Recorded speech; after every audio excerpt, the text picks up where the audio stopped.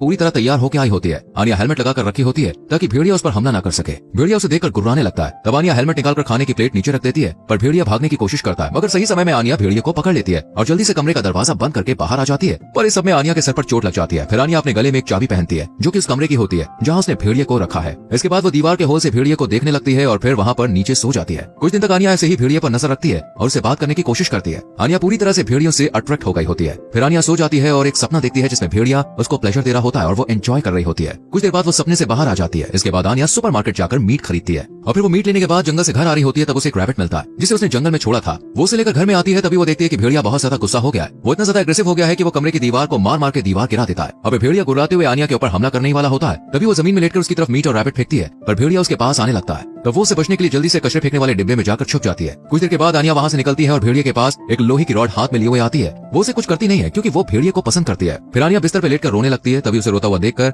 भेड़िया उसके पास आता है और उसको शुम करके यहाँ से जाने लगता है। अगली सुबह आनिया उठती है और देखती है कि भेड़िया यही है और उसके पाँव की उंगलियों को चाट रहा है। फिर भेड़िया उसके पास आकर उसके चेहरा और गर्दन को प्यार से चाटने लगता है। भेड़िया की हरकत से आनिया को अच्छा फील होता है, इसलिए वो उसे ऐसा करने से रोकती नहीं है। इसके बाद से आनिया भेड़िया के साथ खुश रहने लगती है। वो भेड़िया के लिए खाना बनाती है और उसे खिलाती भी है। आनिया भेड़िया का अच्छे से ख्याल रखती है और भेड़िया से कहती है कि उसे कुछ काम है इसलिए उसे जाना होगा। फिर वो अपने ऑफिस आती है और मीटिंग अटेंड करती है। कुछ देर के बाद जब मीटिंग खत्म होती है तब आनिया की उसके बॉस के साथ बहस हो जाती है क्योंकि कई दिनों से आनिया काम पर नहीं आ रही थी। आनिया अपने बॉस से कहती है कि अब वो यहाँ काम नहीं करना चाहती। ये सुनकर उसका बॉस हैरान हो जाता है। फिर आनिया वहाँ से निकलकर अपने घर आती है और वो घर को अच्छे से साफ करने लगती है। तभी उसके पास हॉस्पिटल से कॉल आता है। तब वो हॉस्पिटल जाती है जहाँ उसे बताया जाता है कि उसके दादा कोमा में जा चुके हैं। ये सुनकर आनिया कुछ भी नहीं कहती है और यहाँ से चली जाती है। और अगले दिन आनिया अपने ऑफिस में होती है और कंप्यूटर में अपना रेजिग्नेशन लेटर लिख रही होती है। फिर वो लेटर प्रिंट करने के बाद अपने बॉस के कैबिन में आती है जहाँ वो लेटर रखकर साइन कर देती है। यहाँ पे उसका बॉस नहीं होता है, पर दो सफाई कर्मी होते हैं जो आनिया की तारीफ करते हुए कहते हैं कि वो बहुत खूबसूरत है। ये सुनकर आनिया को बहुत अच्छा लगता है और वो दोनों सफाई कर्मी उसके पास आने लगते हैं। तभी उसका बॉस वहाँ पे आ जाता है जिसे देखकर दोनों यहाँ से चले जाते हैं। आनिया का बॉस आता है, पूछता है कि तुम क्या कर रही थी। वो कहती है उन्होंने मेरी तारीफ की। बॉस कहता है तो क्या तुम उनके साथ कुछ भी करोगी। यहाँ पर आनिया अपना रिजाइन लेटर उसे देकर जाने वाली होती है। तभी बॉस उसे कहता है कि वो बहुत खूबसूरत है और वो उसे पसंद करता है। फिर ये दोनों करीब आ जाते हैं पर आनिया को उसके साथ अच्छा नहीं लगता है। उसके बाद आनिया घर आ जाती है। तब उसे एक रैबिट मरा हुआ मिलता है और भेड़िया उसके पास आता है। तभी मकान मालिक दरवाजा नॉक करता है और कहता है कि हमें इस घर की तलाशी लेनी है क्योंकि हमें जानना है कि इस घर में क्या हो रहा है। दरअसल उसको शक हो गया होता है कि यहाँ कुछ गड़बड़ है,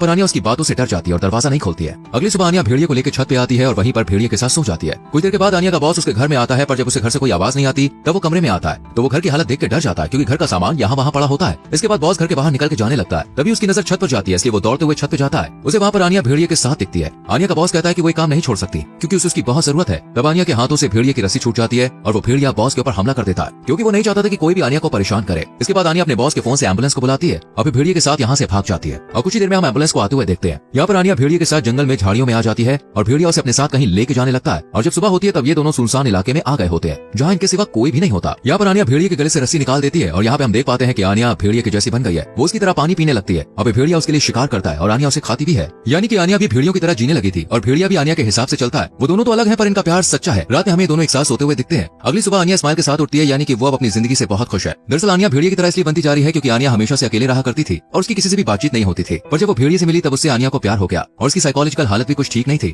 जिस वजह से उसने भेड़िया के साथ रहने का फैसला किया। जैसे कि पहले इंसान भी कभी जानवर हुआ करते थे, वैसे आनिया को खुद में और भेड़िया में कोई फर्क नहीं दिखता है और वो नहीं सोचती कि समाज उसके बारे में क्या सोचेगा। आनिया को भेड़िया के साथ रहने में खुशी मिलती है जिसकी उसे काफी समय से तलाश थी। इसी कारण से वो भेड़िया के साथ अब रहने लगती है और उसकी तरह जीने की कोशिश करती है। और इसी के साथ ये मूवी खत्म हो जाती है। दोस्तों अगर आपको मौका मिले आप कौन से जानवर से दोस्ती करना चाहेंगे अपने राय कमेंट सेक्शन में जरूर लिखें। वीडियो को लाइक और शेयर करें एंड चैनल को सब्सक्राइब करके बेल आइकन प्रेस करें जिससे आने वाली वीडियोस आपसे मिस ना हो। मिलते हैं आपसे अगली वीडियो में, चलते हैं बाय बाय, टेक केयर।